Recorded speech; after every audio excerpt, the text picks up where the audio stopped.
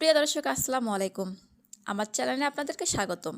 আজকে আমরা খুবই সহজ এবং মজাদার একটি রেসিপি বানাবো, তেলে ভাজা পিঠা। খুব বেশি উপকরণ লাগে না, আর স্বাদ একদম দারুণ। তাহলে শুরু করা যাক।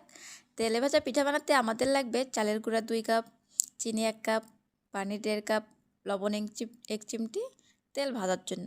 সব উপকরণ রেডি থাকলে এখন আমরা শুরু করি। পানিটাকে আমি হালকা একটু গরম করে নিয়েছি।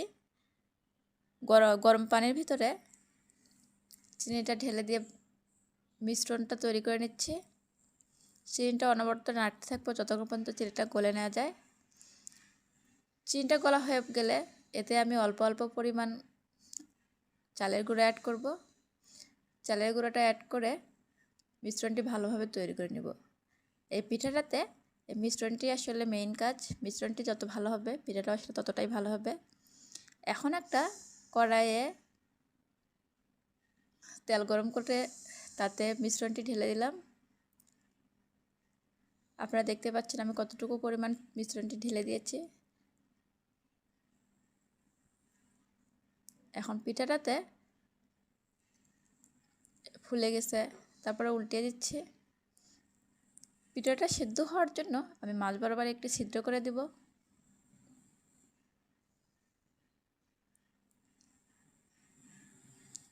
মাঝ বরাবর ছিদ্র করে দিলে পিঠাটা তাড়াতাড়ি সিদ্ধ হয়ে যায়, মাঝে কোনো কাঁচা অংশ থাকে না। দেখেন আমার পিঠাটা তৈরি হয়ে গেছে। এখন আমি উঠিয়ে নিচ্ছি। খুব সহজেই মজাদার একটি পিঠা রেসিপি। আসসালামু আলাইকুম।